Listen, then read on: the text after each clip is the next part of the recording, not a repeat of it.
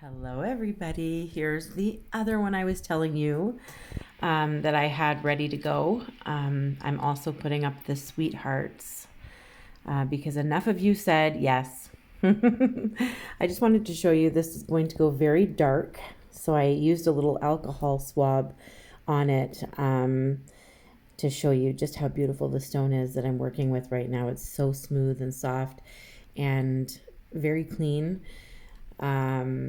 So yeah, this, I'm only going to do the same thing I did with the cat or the Valentine kitty that we just painted. I'm only painting the part of the surface that I'm really going to be seeing when I look at it, and the rest I'm going to leave it its natural stone color. So that's what my plan is with this one. We're going to be dotting this. So if you're not interested in dotted tutorials, you can do something fancy with the background right now and then paint your feather on after you're done with your background. So you're not completely left out if you don't want to do dots. But I would suggest doing your background first before doing the feather, because there's just no way you'd want to do all the tedious work of like blending or trying to fit in between all the little feather pieces. I forget what they're called. I'm gonna call them hairs probably throughout this. So it's a feather with hairs, okay? Now it is kind of like a peacock feather, but there's gonna be a more love aspect to it, because we're gonna flip around the inside of the peacock feather. We're gonna do a little heart shape inside there, and we're gonna use feather colors that really are not common. Colors like purple, magenta, pink, light pink, some maybe a little bit of teal in there. But yeah, so if you're not going to be dotting, do your background first and then come and hit play and worry about the design of the feather after everything's dry. Now I did have a big like lump of paint there, so I wiped it away, and now I'm covering that mistake up with black paint. It's like it never happened. Once you have the design, you can pencil it on first. Or once your background is dry, you can pencil your feather on first and then go in with paint if that makes you feel more comfortable. But I'm just doing like random hairs. Yes, I'm calling them hairs. But yeah, just random. I'm going to curl one this way, curl one that way, straighten this one out. It doesn't really matter what you do with it. How long you make them, how wispy, it's totally up to you. Keep in mind, I'm going to be dotting in between all of these hairs, feather hairs. So keep that in mind. And you guys have seen me do these before. I do have other feather tutorials. I will post them in the description of this video if you don't feel like going to look for them. I'm going real fast. It's something that I've done a lot of. I have a lot of practice doing these. And if you have the right consistency of gold paint, it goes quickly and it goes well. If you need help with your fine lining brush, there's a tutorial in my description as well for that. Or you can look it up, Rachel's Rocks Fine Lining Brush, and it's there, I promise. So when you have it the way you like it, you can thin some out with black paint if you need to. Let it dry, and then you can start adding whatever colors you feel like adding in here. I'm starting with a very light pink. I will list the colors that I used in the description, but I'm not gonna like list them all right now. It kind of looks like white, but it's actually a very light pink under my current lighting. It doesn't look that way to you, and I apologize, but it is a very light pink. And then I'm going to gradually darken the pink using magenta, and there's going to be a couple of different rows of pink, and then we're going to switch it up a little bit with some dark teal, and then some purple, and then some blue. And then on the inside, I know I've been kind of trying to stick to mostly acrylic when it comes to my paintings, but I am going to switch things up a little bit once in a while. So the inside of this feather, the heart is going to be a chrome heart. I'm going to use some mirror powder or chrome powder for nails and some UV gel, and I'm just going to fill in that heart shape and put it under the UV light and put the chrome powder on it to make it nice and shiny. And then I'm going to use some Uli watercolors. Uli, I said it right this time. Watercolors for the other part around the heart shape. You'll see that. And it color shifts. So you're going to see it dramatically change once I seal it with resin. And you're not going to be unhappy. You're not going to be unhappy at all. So here comes some magenta. I did darken that light pink a little bit, and I did a row of light, darker pink, I guess, not as light as the first row.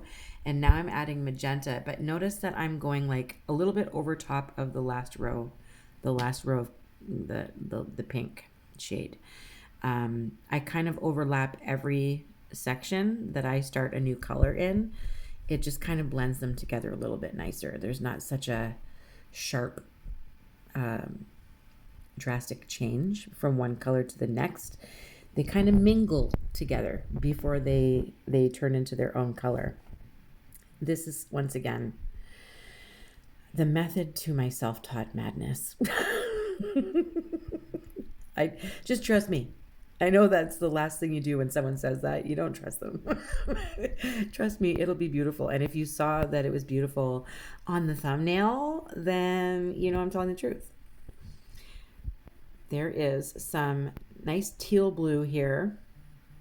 And I think this is a strange combination next to each other. This paint that I'm using, I think it's called Artecho or something. Let me see. Artecho. Yeah, I got it from Amazon. There's a link in the description for this paint. They are beautiful colors, but I do find that they don't stand out as much as what Folkart, and I'm not sponsored by anything, Folkart paint stands out a little better on top of black paint. So I'm just going to be honest.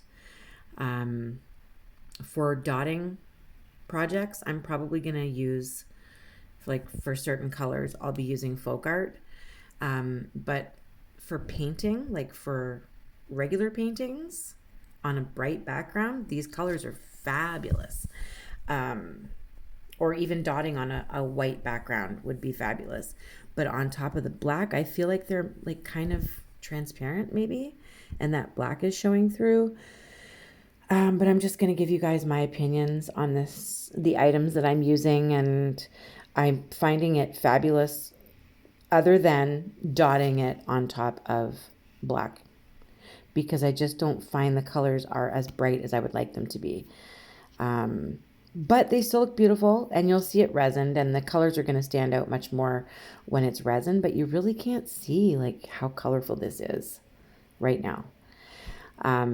So yeah, that's just my opinion. Like I said, I'm not sponsored by anyone, so I don't want to tell you to use products that don't work. And I usually only tell you to use products that I find I'm comfortable with and that I can trust. So anything listed in the description of the video is stuff that I trust. So now I'm going to do the inside heart like I said. We're going to cook this UV gel. I'm just using a dotting tool to maneuver it around in that heart. I'm going to cook it for 120 seconds. And I'm just using my finger with the chrome powder, dipped it in, rub it on there with my finger. And now we have a chrome heart. And I'm going to get out my watercolors, and I'm going to do that black part that's left over in like a teal color, but this does shift.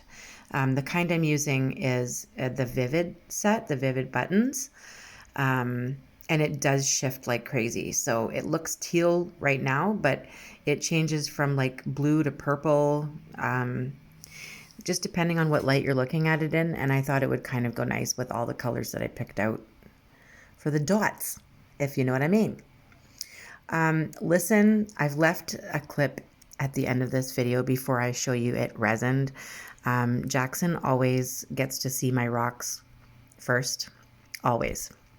Actually, Landon gets pictures of them midway through when he asks me like how I'm doing or whatever, and I'll let him know what I'm working on, and I'll send him pictures of my work in progress. But Jackson always sees them before I resin them, and he lets me know what he thinks, and he's such a great person and such a loving, caring boy. So here's what he thought of it.